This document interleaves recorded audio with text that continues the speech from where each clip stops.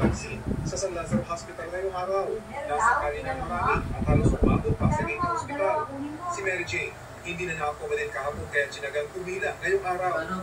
Kahapon nandito po ako, kaso kanina po namatay yung pusa kaya bumalik ako agad.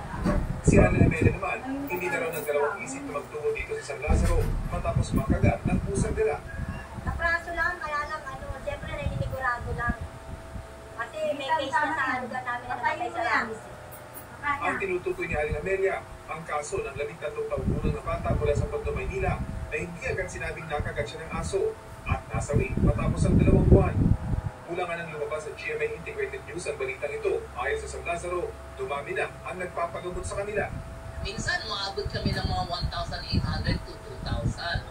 And the distribution of these cases, makikita natin na 51% galing Metro Manila, 18% yung Caloocan, 15% Quezon City.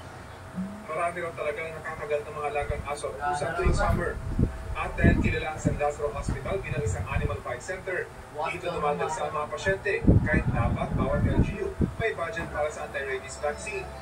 During summer po, kung naiinitan yung tao, pag konting touch mo lang ng aso, minsan nakakagat, they become very aggressive.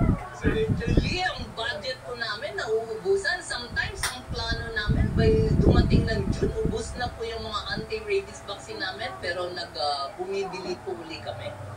Paalala ng ospital, maging responsable pet owner. Si Micaela, alaga niya mismo ang kumagat sa kanya. Payo niya, iyaking komportable ang inyong mga alaga ngayong mainit ang panahon. Siguro naiirita, mainit. Ganun po. Mga aso kasi mairitable ang ngayon, panahon bukas ngayon. May mga ibang ospital naman pwedeng puntahan na may libreng pagpapatulog din ng anti-rabies vaccine. May Animal Fight Center sa Araylian sa Muntinlupa at Amang Rodriguez Hospital sa Marikina.